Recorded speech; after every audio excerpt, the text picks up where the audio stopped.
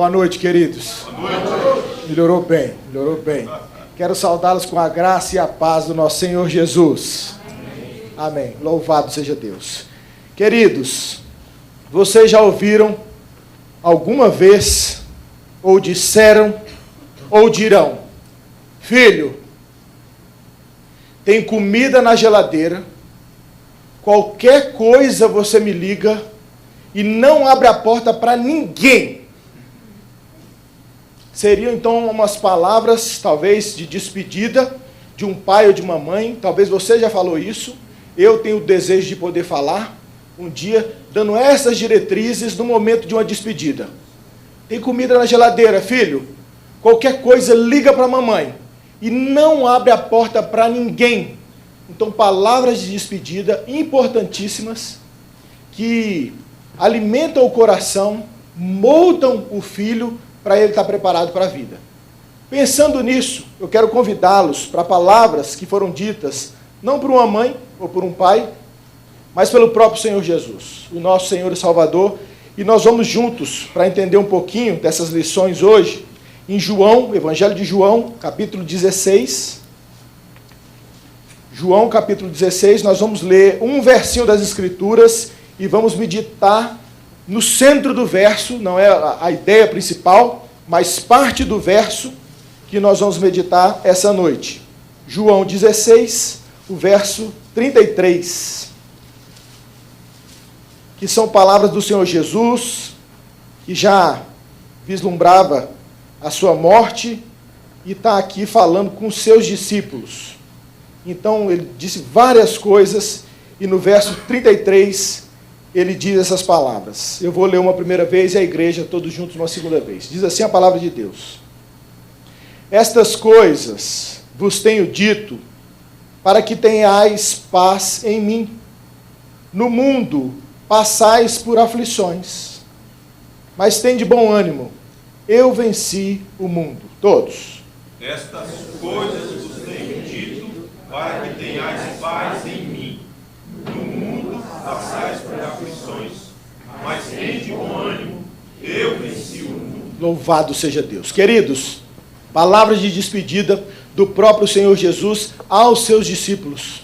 E essa noite aqui nós temos vários discípulos do Senhor Jesus. Essa palavra foi verdade e continua sendo verdade nos nossos dias. O próprio Senhor Jesus está aqui essa noite falando com você, com o seu coração. Não desperdice essas palavras dele, que ele fala diretamente ao meu e ao seu coração. E o meu desafio hoje com vocês é que a gente medite, não no versinho todo, mas em parte dessas palavras do Senhor Jesus, quando ele diz: no mundo passais por aflições. No mundo passais por aflições. E então passa pela minha cabeça algumas lições que eu creio que podem nos encorajar e nos instruir nessas palavras do Senhor Jesus. No mundo passais por aflições. Uma primeira lição que eu acho que o texto nos dá é a sinceridade. Sinceridade. Sinceridade. Porque o próprio Senhor Jesus, ele não engana. Ele não nos engana. Eu sou nascido em Goiânia e criado em Brasília. E tenho várias expressões que eventualmente meus pais usavam, e eu não sei se todo mundo entende. Uma delas é dourar a pílula. Não sei se vocês já ouviram. Não adianta dourar a pílula. Dourar a pílula é como se fosse um remédio, todo remédio tem que ser tomado, ele é amargo mesmo. Não adianta pintar uma dipirona de ouro. Tem que tomar, é remédio, né? Então não adianta você dourar a pílula. O nosso Senhor Jesus, ele não engana a gente. Ele tem que ser sincero. E a primeira lição, então, é a da sinceridade, porque ele diz: no mundo vocês vão passar por aflições. Um pai, a gente comentava agora no começo sobre um pai e uma mãe. Não seria prudente, não seria sábio, eu imagino, sábio um pai ou uma mãe levar o seu filho ao posto de saúde e falar para ele: eu acho isso um absurdo, que é só uma picadinha. Está mentindo para a criança, aquilo dói mesmo, né? E eventualmente o pai fala: não vai doer nada, é só uma picadinha. Aí o menino não acredita no pai, não sabe por quê, não é verdade? Porque a sinceridade é você contar as coisas como elas realmente são. Não tem jeito. A criança vai enfrentar dor a vida toda. Se aquela injeção for a primeira dor que ela vai enfrentar, bem-vindo ao clube. Não tem jeito. E o nosso Senhor Jesus, que não é como nós, ele fala a verdade, ele trabalha com a verdade, ele é sincero, ele não doura a pílula. Então, o nosso Salvador não nos promete um evangelho, uma vida, nessa vida, do evangelho da prosperidade. Vem ser crente, você também vem, e vai ser tudo bom. Mentira, não é assim.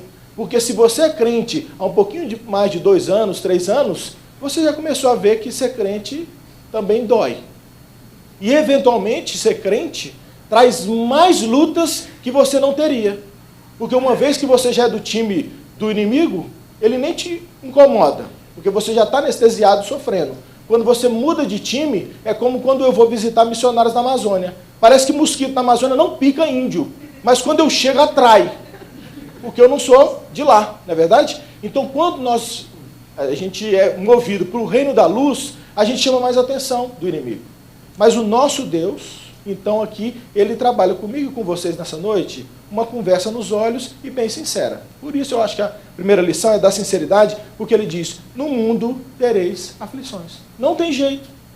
Eu queria pregar a vocês essa noite o evangelho mais palatável, falar não vai doer, mas vai. E é o nosso Senhor Jesus que está falando, no mundo passais por aflições. Eu sou casado com a Nandinha, a esposa mais linda do mundo, e eu, quando frequentava a casa dela, ainda como postulante a marido, eu comecei a ver ali o meu sogrinho, o seu Eli, homem de Deus. Rapaz, aquilo é uma máquina de lavar louça. Ele avança numa pia e lavava louça depois do almoço, que virou uma marca dele. Ele é um lavador de louça que eu, para fazer o filme de Futuro Marido, eu tinha que me acotovelar com ele lá e deixa que eu lavo. Porque ele tinha lá, e ele tinha um jeito dele lavar. Abre pouca água, tal, esqueminha, né? Muito seguro, seu Eli. Ele não está aqui hoje não, glória a Deus. Então, o seu Eli, ele é conhecido pela lavação de louça. Aí, pregaram uma peça para ele já está aí na idade da aposentadoria dele, as meninas acharam um quadrinho em algum lugar, que está até famoso esse quadrinho, de uma frase de uma senhora, que diz assim, enquanto houver vida, haverá louça. E deram para o seu Eli, está lá na cozinha dele. Eu falei, vamos quebrar esse quadro aqui, seu Eli, que absurdo. Mas é uma palavra verdadeira. Enquanto houver vida, vai ter louça para lavar. E o Senhor Jesus fala para mim e para vocês aqui, no mundo terás aflições. A sinceridade do Senhor Jesus. Ele não pode tratar com a gente diferente. Normalmente as pessoas, elas têm algumas características. Você pode falar, a pessoa é muito alegre, ele é muito simpático, né? Então, características das pessoas. E assim a gente vai descrevendo as pessoas. Agora, pensa vocês, uma pessoa que ao se descrever, ela diz, eu sou o caminho, eu sou a verdade, e eu sou a vida. Então, nessas 3 características que ele aponta para ele, definindo ele mesmo, o nosso Senhor Jesus, ele fala, eu sou o caminho, eu sou a verdade, eu sou a vida. Uma delas ele diz, eu sou a verdade. Pode alguém que advoga ser Deus, se identificar como a verdade e mentir?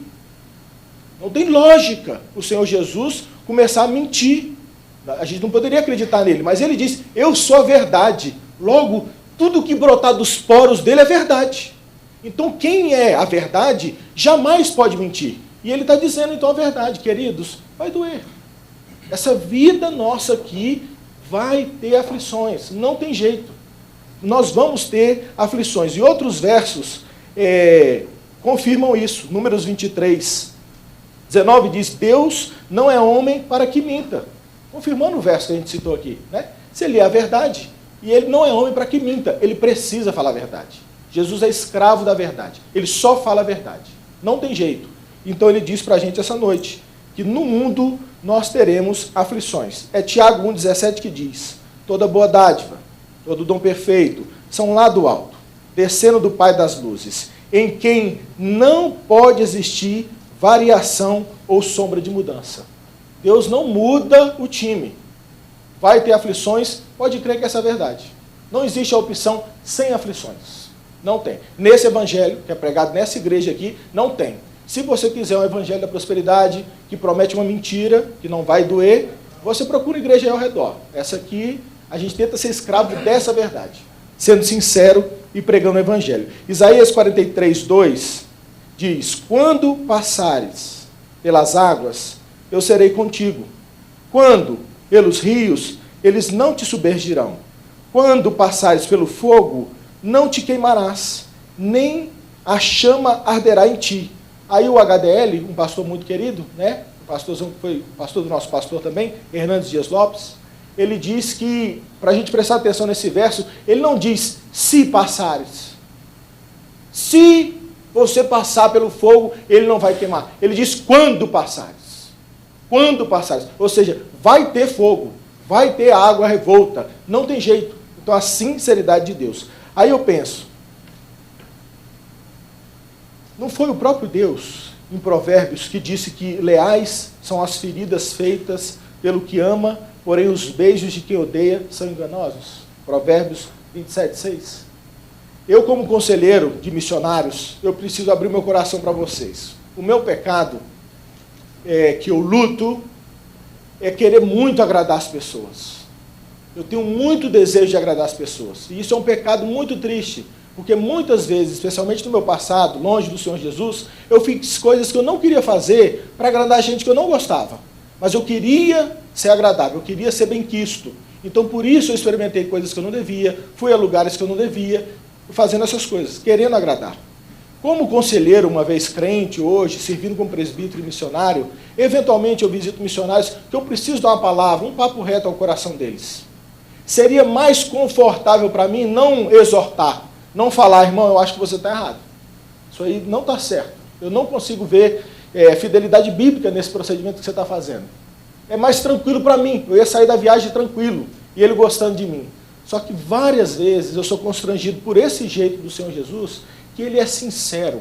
E leais são as feridas feitas por aquele que ama. É melhor falar, porque senão você não dorme. E uma lição colateral dessa sinceridade de Deus aqui para mim e para você, é que eu e vocês, a gente é danado para não ser sincero. Ainda mais brasileiro. A gente dá um jeito de... A gente mente, a verdade é essa, né? Depois eu passo lá. Nunca vai passar. Depois a gente se fala. Eu te ligo depois.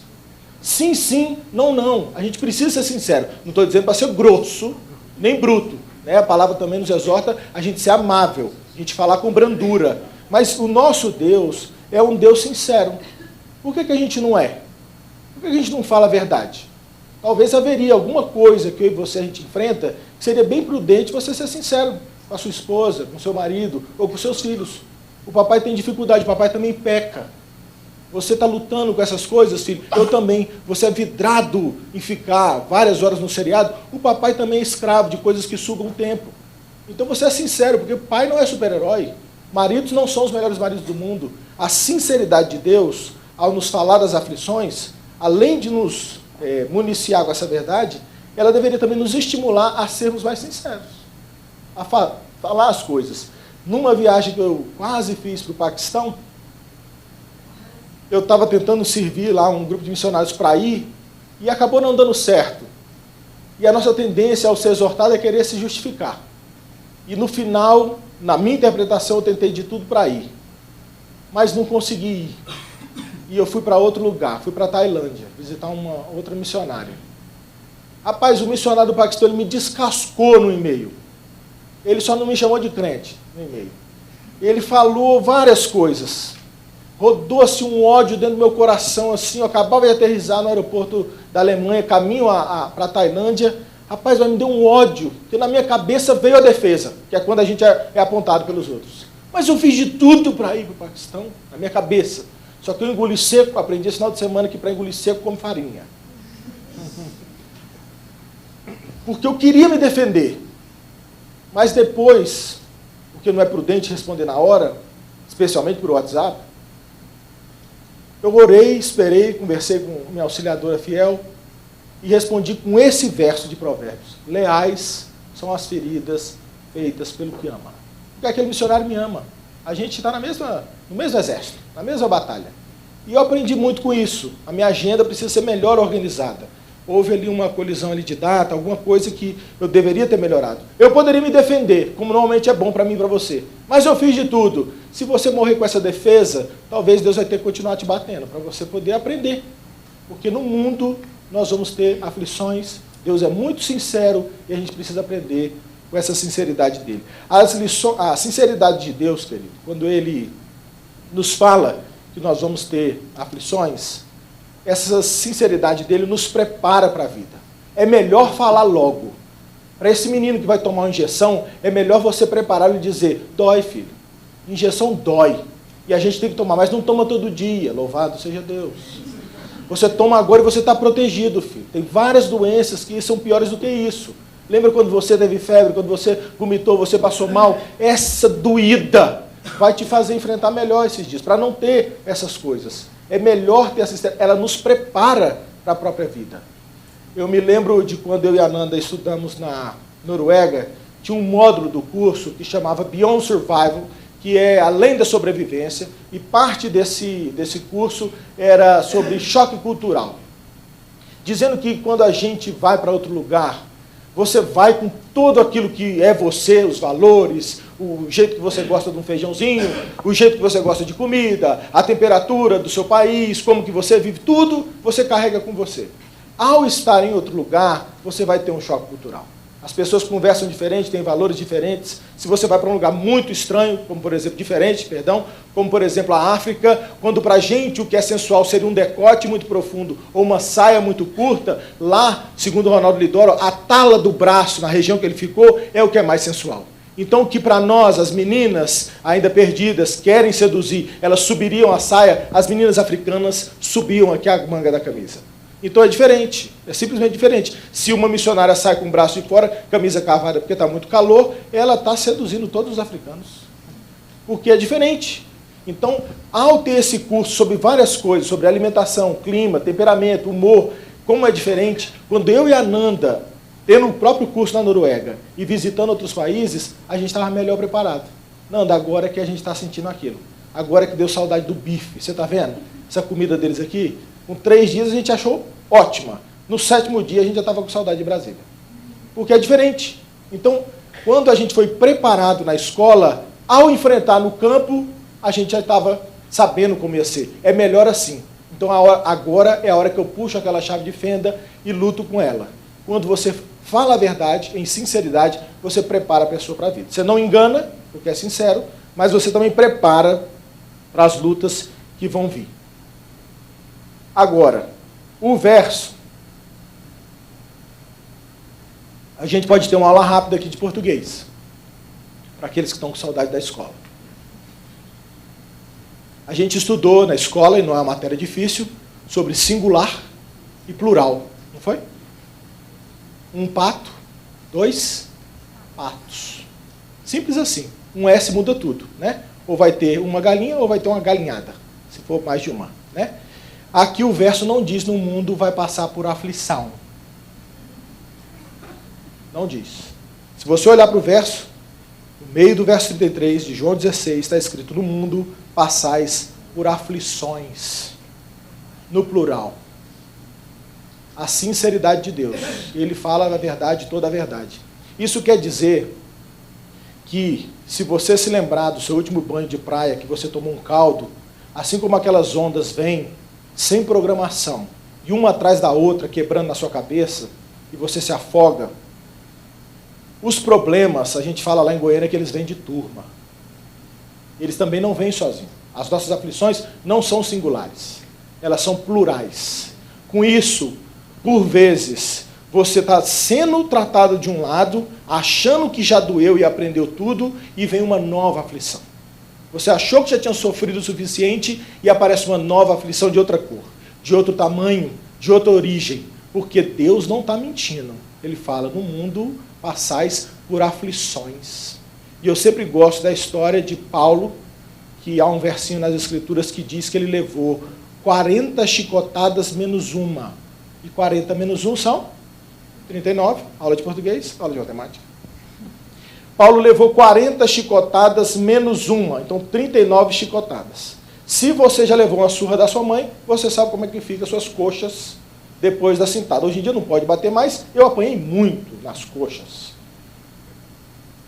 Ao levar chicotadas, não como quem bate um papai ou uma mamãe batendo, que bate com amor, bate para educar, Paulo levou 39 chicotadas para doer, para machucar, nas costas. ok? Ele levou 39 chicotadas. Depois da terceira chicotada, com os chicotes que eles usavam, com a raiva que eles tinham, eu não quero imaginar como é que ficou as costas de Paulo, ok? Só que ele não tomou uma ou duas chineladas, como eu e você, a gente tomava e depois o papai abraçava. Ele levou 39 com ódio, nas mesmas costas. 39 chicotadas. Mas o verso, que é 2 Coríntios 11, 24, diz: 5 vezes recebi dos judeus uma quarentena de açoites menos 1. Então faz a conta, irmão. 5 vezes uma quarentena menos 1. 5 vezes 39. 195 chicotadas nas costas de Paulo. 195. Se você leva uma série de 39 chicotadas nas costas, depois dessa surra, ela vai precisar ser tratada e, por providência de Deus, belo e inteligente como é, Deus fez o meu corpo e o seu corpo se regenerar. Ela vai sarando depois de um tempo. Mas aquelas costas com 39 chicotadas, com ódio, eu acho que não faz uma pele tão macia como a original. Talvez vai fazer aquela pele como eu e você, quando a gente se machuca, e ficam aquelas queloides, ou aquela pele mais fina, cicatrizada. Então, depois de 39 chicotadas, as costas dele talvez voltam ao normal. Só que ele leva nova série de 39 chicotadas, nas mesmas costas.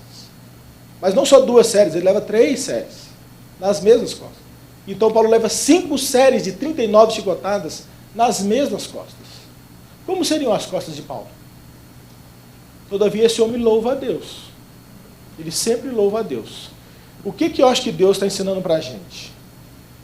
A sinceridade dele está dizendo: queridos, nós vamos sofrer. No mundo passais por aflições. Elas são plurais, vão ser de várias coisas. Vai ser difícil. Quando você menos espera, vem uma aflição nova. Mas isso tudo, a gente só atravessa pela composição do versinho. A mamãe está aqui, o papai está aqui. Qualquer coisa me liga. Nessa hora, eu acho que é a hora que Paulo corre para Deus, né? Porque quando ele gemia com Deus pedindo, em outra cena, para tirar o espinho da carne, diz ele que ele pedia, e Deus falou: a minha graça te basta. Ele respondeu a mensagem de Paulo, dizendo a solução.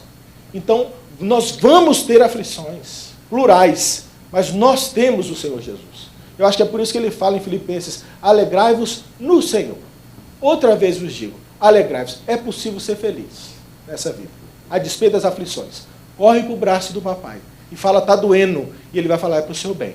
É isso aqui que te faz parecer comigo. Deixa bater. Amém, queridos? No mundo passais por aflições. Vários tipos, de várias origens. Então, não só a sinceridade, que eu acho que seria a primeira lição, mas uma segunda lição que o texto nos dá, essa parte do texto que a gente está meditando, é não só a sinceridade, mas a localidade. A localidade. Olha o que diz o verso: no mundo passais por aflições.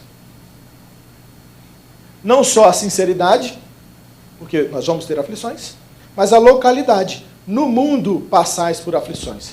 Queridos, essa vida que a gente vive, ela está entre 2 certidões. A de nascimento e a de óbito. Simples assim. Simples assim. A gente está atravessando a história entre 2 certidões. Certidão de nascimento, certidão de óbito. Essa é a nossa vida.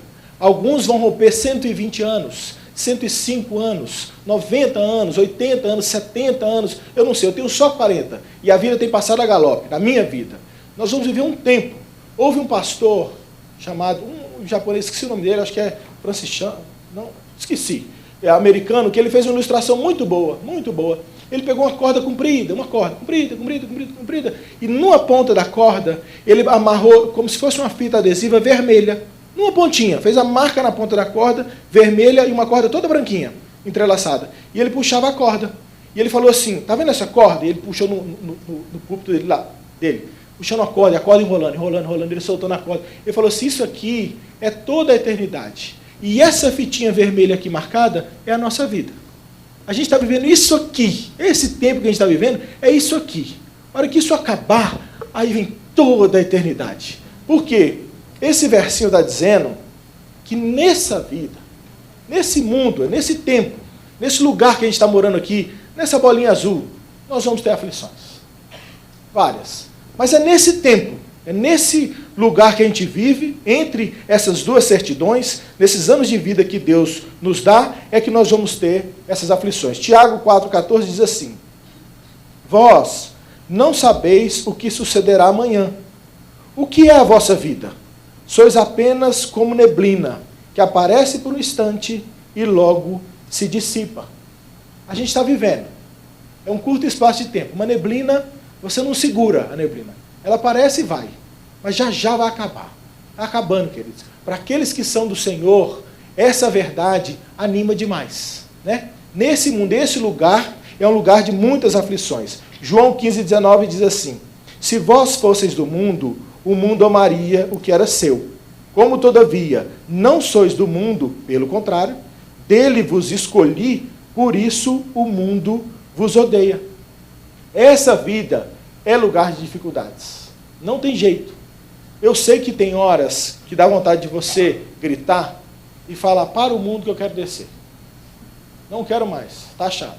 Outra expressão lá de casa é o seguinte: é quando você acorda e fala: tem dia que me dá vontade de levantar, pegar o meu jatinho e sumir. Só que aí eu lembro: que jatinho? Né? Porque a gente tem dificuldades nessa vida, nesse lugar que a gente está vivendo. Mas eu creio que Deus, além de falar dessa sinceridade e da localidade, eu acho que talvez o que nos atrapalha a atravessar essa vida que a gente está vivendo são as falsas expectativas. As falsas expectativas. Eu li um livro, certa feita, lá num curso que eu fiz nos Estados Unidos para aconselhamento, de um pastor abençoado, chama Paul Tripp, que chama assim em inglês: What did you expect? O que você esperava? O que você esperava? E é um livro que ele trata sobre casamento. Então ele trata nesse livro sobre essas expectativas que talvez o noivinho e a noivinha entram para o casamento. O que você esperava do casamento? Se o marido entra com expectativas falsas, ao viver a rotina do casamento, ele vai falar assim: mas não era assim que eu achei que ia ser. Eu achei que a jantinha ia aparecer quente para mim na hora que eu chegasse, quer eu chegue cedo, quer eu chegue tarde. Meu bem, o franguinho está pronto. Não é assim, não é assim. Às vezes você chega e ainda tem que matar o frango, né? É tenso, é tenso. Mas então uma expectativa falsa pode atrapalhar o seu jeito de viver. Então, se a gente interpretar essa vida nesse mundo, nessa localidade, com expectativa falsa, isso vai atrapalhar a gente a atravessar essa vida. Porque eu tenho que ter expectativas verdadeiras sobre o que é que essa vida vai me apresentar. Então, na sinceridade, passais por aflições, no mundo, passais por aflições. Não dá para você esperar uma coisa diferente do que Deus está falando. Eu e a Nanda, nós fomos comer um crepe, que ela ama crepe de frango. Nós fomos comer um crepe de frango certa vez, e veio nos atender uma garçonete diferente. Era uma menina com síndrome de Down. Eu creio que era síndrome de Down que ela tinha. Então ela estava habilitada para fazer algumas coisas, mas ela não podia fazer todas as coisas. Então ela não tinha trato com bandeja, ela vinha para tirar o pedido, para limpar, para recolher alguma coisa. Mas algumas outras atividades ela não podia fazer. Por quê? Porque a expectativa de coisas, se eu tenho a expectativa que aquela menina, que tem algumas limitações, ela vai me atender conforme as outras, aí eu vou me frustrar. Quando você espera, uma aplicação pessoal aqui, prática para mim e para você. Quando nós somos cristãos, crentes, e a gente vai para o trabalho, um exemplo, a gente vai para o trabalho, e você sendo crente, alguém descrente, que não tem a mente iluminada, como eu e vocês, um coração novo, como a gente cantou, ele te ofende, te maltrata, faz alguma coisa para você, se você colocar na conta dele o pecado, simplesmente, o louco é você. Aí quem está com síndrome de Down é você. Se eu esperar da menina com síndrome de Down que ela me trate como uma garçonete normal, aí quem está doente sou eu. Quem veio com defeito sou eu. Porque ela não pode fazer, ela não dá conta de fazer. Quando você espera, então, do seu chefe pecador, da sua esposa que está encaminhada de santificação, alguém que não está pleno, ainda não está completo, nessa vida nós vamos pecar. Não tem jeito, você não acredita para ela o perdão, então você é que ficou doido. Porque você está com expectativa falsa. Então, neste mundo onde nós vivemos, não tem jeito. Vamos ter aflições, e Deus não mente. 2 Timóteo 3,12 diz assim: ora, todos quantos querem viver piedosamente em Cristo Jesus serão perseguidos. Serão perseguidos. Quer ser crente? Nesse mundo, nessa vida, vai ter perseguição, vai ter aflição. Não tem jeito. A sinceridade e a localidade. Alguns estudiosos, né, os teólogos normalmente, alguns deles, fazem alguns bons estudos sobre essa nossa definição, que eles está escrito na palavra, em vários textos, que a gente é peregrino, que a gente é forasteiro. A gente não é desse mundo. A gente está passando por ele. Eu li uma outra passagem com vocês aqui, de Deus falando assim, vocês não são do mundo, por isso que eles não gostam de vocês. Por isso que tem aflição. Por isso que o mosquito te pica e não pica índio. Porque o índio já é índio, já é da Amazônia. Agora chegou você lá, com essa pele sua, até eu queria te picar. Porque é comida diferente. A gente não quer almoçar fora, não é verdade? Você chegou, você é assunto. Então nós não somos do mundo, esse lugar não é nosso, nós estamos em passagem, forasteiros, peregrinos, vamos passar por ele, e então por isso a gente tem essas aflições, porque a gente não combina com o mundo. Nós não somos desse mundo. Tudo bem até aqui? A sinceridade e a localidade. A última lição, vê se vocês concordam comigo. No mundo passais por aflições. A sinceridade, a localidade, mas por fim a transitoriedade. A transitoriedade. Porque o versinho diz, no mundo passais por aflições. Glória a Deus. Glória a Deus. No mundo passais por aflições. Olha o que diz no outro verso da palavra. 1 Reis 11, 39. Por isso, afligirei a descendência de Davi, todavia, não para sempre. Não para sempre. No mundo passais por aflições. Pode lembrar de outras aflições que você já teve e elas passaram. Glória a Deus. Pode ter mudado o tipo, mas aquela passou. Glória a Deus. Pecados antigos já passaram. Glória a Deus. Aquele problema que eu tinha também, glória a Deus. Todo problema, ele tem prazo de validade na testa dele. Não tem jeito. No mundo passais por aflições. 2 Coríntios 4,17 diz assim, porque a nossa leve e momentânea tribulação produz para nós eterno peso de glória acima de toda comparação. Momentânea tribulação. No mundo passais por aflições. Se eu não me engano, foi comemorado agora 50 anos da morte de Martin Luther King Jr. Foi? Aquele pastor que tinha uma frase muito emblemática, I have a dream, eu tenho um sonho, mas dentro do speech, do discurso dele, ele também tinha algumas frases que ficaram famosas.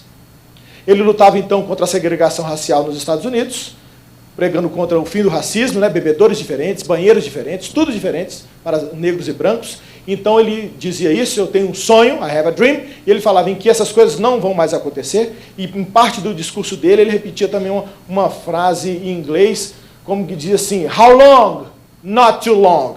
E ele repetia isso, how long, not too long, querendo dizer o seguinte, por quanto tempo os nossos filhos vão ainda ser segregados? Ele fala, não por muito tempo. Por quanto tempo os bebedores vão ser diferentes? Não por muito tempo. Por quanto tempo ainda as pessoas vão nos tratar como se fosse uma raça inferior? Ele dizia, não por muito tempo. Por quanto tempo? Não por muito tempo. Por quanto tempo? Não por muito tempo. Ele ia falando isso no discurso dele, eloquente como era, Martin Luther King. Esse grito dele serve para mim e para vocês.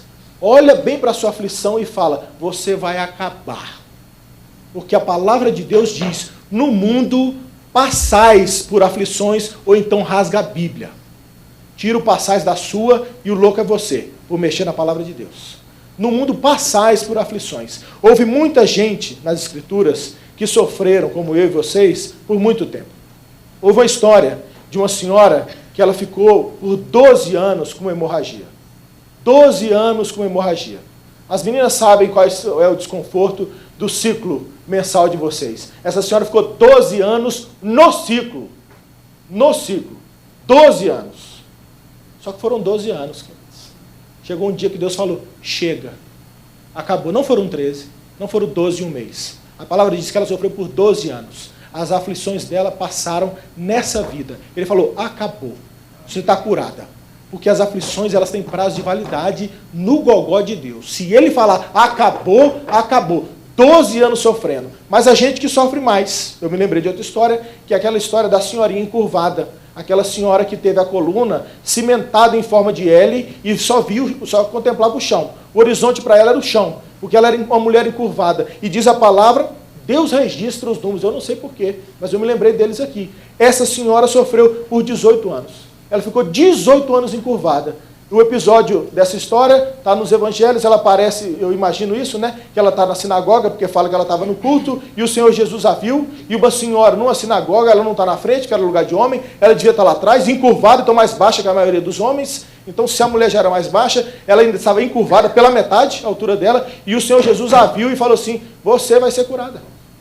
E ele descimentou a coluna dela naquele instante, 18 anos tendo por paisagem os pés. E ela, numa palavra do Senhor Jesus, teve as aflições encerradas. Porque no mundo passais por aflições. Talvez a minha e a sua aflição está durando muito, a gente está tão longe da casa de Deus, porque essa senhora estava no culto. A gente não está perto do poder de Deus. Ouve a palavra de Deus, é Ele que tem poder. Quando Ele fala, coisas acontecem. Haja luz e houve luz. É do jeito de Deus usar a palavra dele com poder. Às vezes é num culto como esse que ele está encerrando a sua aflição. Se ele falar aqui, decretar que acabou para você, acabou. Porque ele tem poder. Essa senhora sofreu 18 anos, mas tem gente que sofre ainda mais. Como é o caso daquele paralítico do tanque de Betesda, que no caso dele também está registrado 38 anos. Eu tenho 40 anos. Não parece. 38 anos. 38 anos. Paralítico. Só que acabou. Acabou. Foram 38 anos paralítico.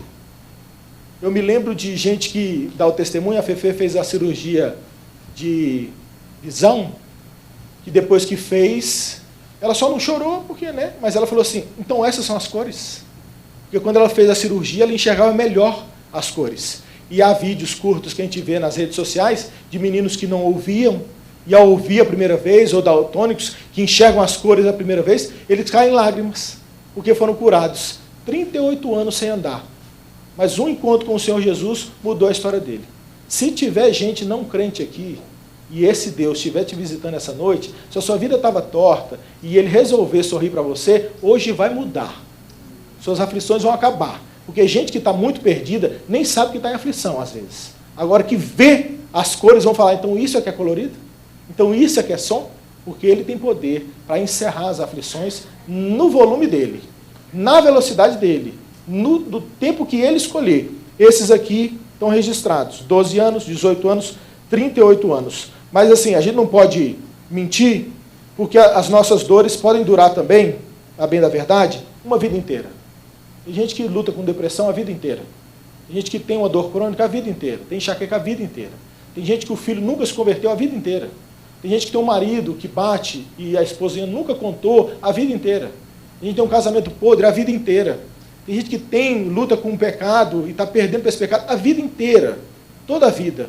Eu não posso fazer o evangelho da prosperidade com vocês, que eu falei que é mentira, e dizer que todas as nossas aflições vão passar nessa vida.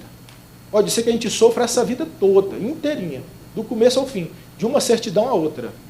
Mas ainda assim vai passar. Vai passar. Porque a hora que acabar, eu anotei aqui aquele versinho de Apocalipse que nos encoraja tanto, Apocalipse 21:4, está escrito, e lhes enxugará dos olhos toda lágrima, e a morte já não existirá, já não haverá luto, nem pranto, nem dor, porque as primeiras coisas já passaram. E aí a gente encontra o nosso Deus na glória, que nem você nunca imaginamos ou sonhamos o que está preparado para a gente.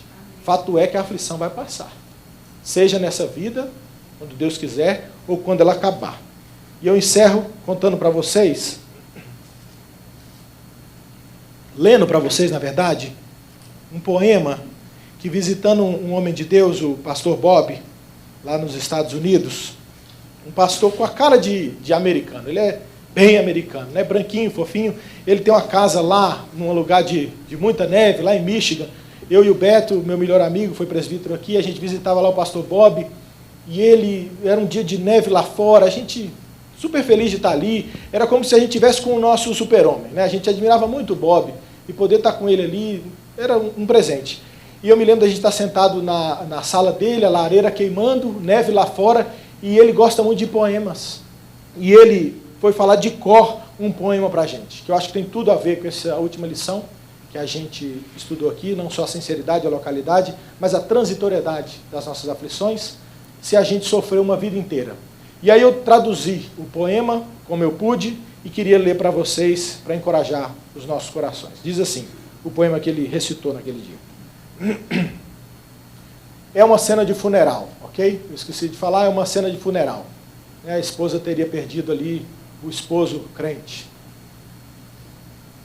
Não chore, não chore. Ele não está morto, está no seio de Jesus. Familiares de coração partido, não chorem. Esposa aflita, não chore mais. Queridos parentes, não chorem, por favor. Ele acabou de ir embora para casa. Ainda essa manhã, Deus estava olhando aqui para baixo, lá do seu alto céu, olhando para todos os seus filhos, e seus olhos caíram sobre ele, repousando em seu leito de dor. Eis que o grande coração de Deus foi tocado com piedade eterna. E Deus, sentado em seu trono, ordenou ao anjo brilhante que estava próximo: chame a morte! A essa altura, o anjo brilhante gritou com voz fortíssima. Aquilo ecoou como um forte trovão: chamem a morte, chamem a morte! E o eco voou pelos corredores do céu, até que chegou longe, para aquele lugar sombrio, onde a morte espera com seu cavalo negro de patas grossas. Eis que a morte ouviu o chamado, ela saltou rapidamente em seu cavalo e saiu ao galope pelas ruas de ouro, deixando para trás uma expectativa enorme do céu. Quem será? Quem será? Veio então e se apresentou em frente ao grande trono branco e esperou a ordem de Deus, que disse: vá até ele, morte. Vá até fulano de tal, depressa. Vá buscá-lo. Vá e o encontre. Ele está suportando o peso e dores dos dias. Ele já trabalhou o suficiente, está cansado, está fraco.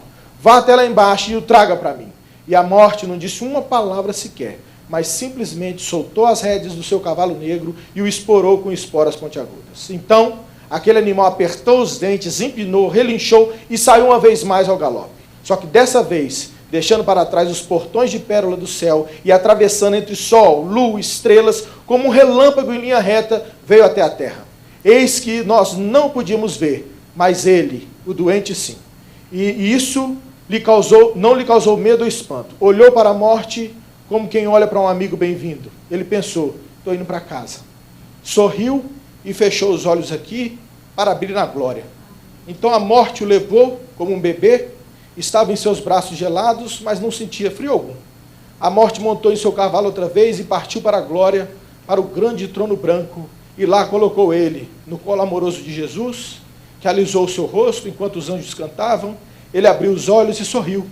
Disse Jesus: bem-vindo, servo bom e fiel. Entra no gozo do teu Senhor. Acabou.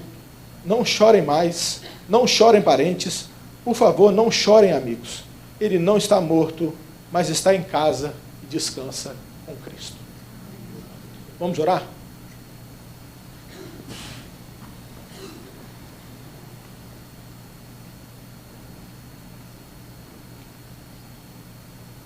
Meu Deus querido, Pai amado, nós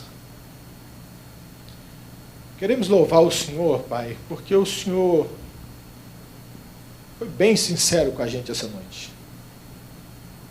A gente, Pai, tem a tendência de chorar e gritar para o Senhor, dizer que está doendo, que está difícil, que a gente não aguenta mais. Mas ainda assim o Senhor não pode mudar a verdade e continua sendo firme, dizendo que nós teremos aflições, Pai. Mas obrigado pela Tua palavra sincera, mas também de encorajamento, apontando para essa barraca que é esse mundo. Aqui não é a nossa casa, Deus, louvado seja o Senhor. Obrigado por essa boa e forte verdade, que a gente viva aqui sem construir os nossos ninhos em árvores que certamente serão cortadas, Deus. Que a nossa mente esteja no céu, esperando então a glória, e que a gente viva com essa perspectiva correta, Deus, de que tudo vai passar, Pai. Que qualquer dor e angústia que a gente esteja enfrentando hoje, amanhã e durante os anos de vida que o Senhor nos der, elas sejam abafadas por essa certeza boa de que a gente está indo para casa, Deus. Mas nos dá força, Deus. Todo dia é difícil, a verdade é essa, Deus.